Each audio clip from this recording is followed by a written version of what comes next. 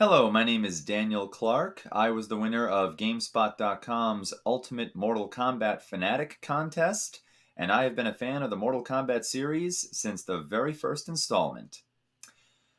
I first found out about Mortal Kombat at a bowling alley in New Jersey. I was there with my family, and we had just finished bowling a game, and we were taking a little break during this time. I decided I was going to take a walk around the alley and maybe go and see what those three arcade games that I noticed when we came into the alley were.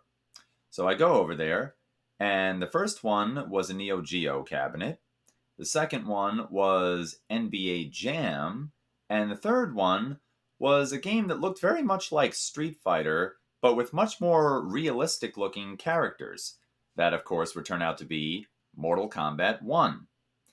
And I did not play it at the time, but I did see the attract mode. I actually went over and played NBA Jam, which was the cabinet that was in the middle of the other two. And I would take a couple of peeks over at the Mortal Kombat machine to see what that was about. And in addition to the realistic looking characters and environments, the violence factor was much higher in this game, too. So I eventually finished up my NBA Jam session, and at one point, somebody actually comes over and pops a quarter into this Mortal Kombat machine. So I decide to take a look and see what it's about when somebody actually plays through it. And man, oh man, what I saw was some very brutal stuff right there. I see this person come over and pick a character who uh, in his picture wears a pair of sunglasses and whose name in his energy bar looks more like an object rather than a name. I'm like, the guy's name is Cage? You're playing as a cage? That's strange. Well, not nearly as strange as what I would see next when he finishes the round, he finishes the match against his opponent, and these big flashing words that read "Finish him" come up. And what does he do next? He has this cage guy just wind up and boom, uppercut the defeated opponent's head clean off of their shoulders. I'm thinking, what kind of a game is this? Like I said, though, this would not be the first place where I would play the game. No, no, no, no. That would actually come about maybe 6 months later or so when my parents took me and a couple of my friends to our favorite restaurant in the City Island section of the Bronx, New York, Tony's Pier.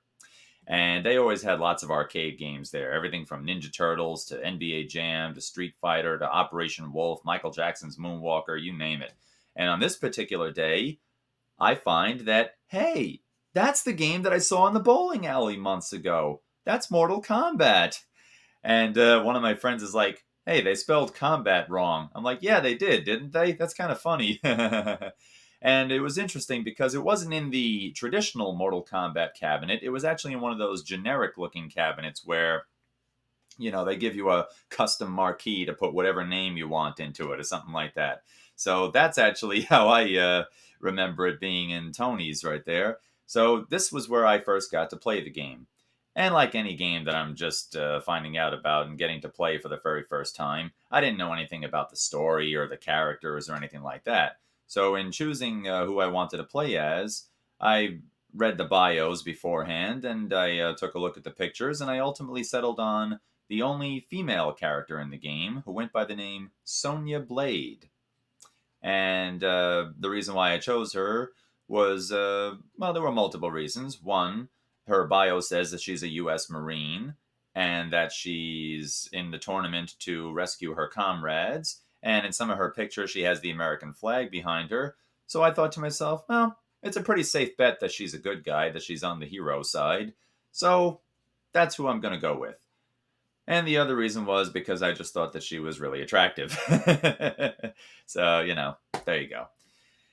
And then the rest, as they say, is history. I would play the game, I would love it, I would play all the subsequent games, and my parents would buy me all the Super Nintendo ports of the games, and the story continues from there. So, I hope you enjoyed this little trip down mortal memory lane with me. I know I sure enjoyed reminiscing about it, and I wish you all an excellent day. Thank you very much for watching.